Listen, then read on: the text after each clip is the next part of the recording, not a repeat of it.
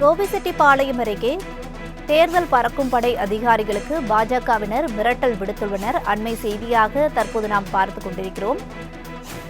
தேர்தல் பறக்கும் படை அதிகாரிகளுக்கு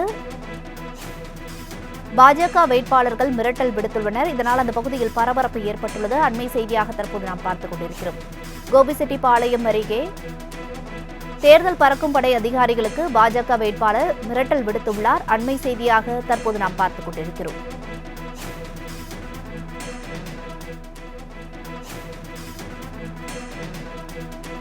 தேர்தல் பறக்கும் படை அதிகாரிகளுக்கு ஈரோடு கோபிச்செட்டிப்பாளையம் அருகே பாஜக வேட்பாளர் மிரட்டியதால் பரபரப்பு ஏற்பட்டுள்ளது. விரிவான விவரங்களை வழங்குவதற்காக செய்தியாளர் சுப்பிரமணியன் இணைப்பில் இருக்கிறார். சுப்பிரமணியன், வணக்கம். இது குறித்தான விவரங்களை பதிவு பண்ணுங்க. வணக்கம் வரண்யா.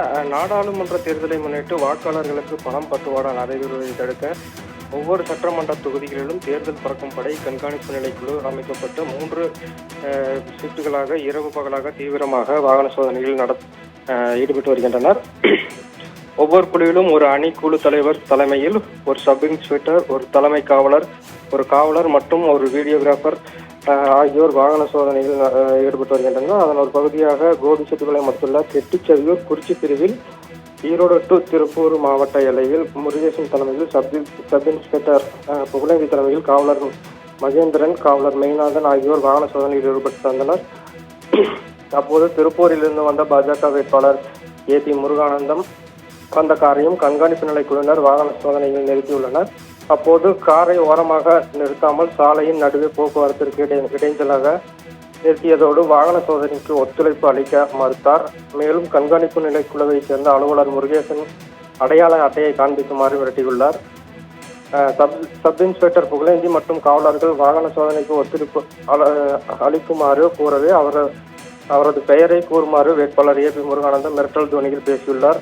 அப்போது அனைத்து வாகனங்களும் சோதனை செய்யப்படுவதாக கண்காணிப்பு நிலை குழுவினர் கூறவே ஆத்திரமடைந்த வேட்பாளர் ஏபி முருகானந்தம், மரியாதையாக பேசி பழகுங்க, உங்கள் அனைவரையும் வாழ்நாள் முழுவதும் கோர்ட்டுக்கு அலைய வைத்து விடுவேன் என்று பயங்கரமாக மிரட்டியுள்ளார். அப்போது காவலர் போக்குவரத்து நெரிசல் ஏற்படுவதாக கூறிய போது தொடர்ந்து காவல்துறையினர் மிரட்டல் விடுத்ததை வேட்பாளர் எத்தனை இடத்தில் சோதனை செய்தார்கள் என்று கேட்டதோடு மிரட்டியுள்ளார்கள்.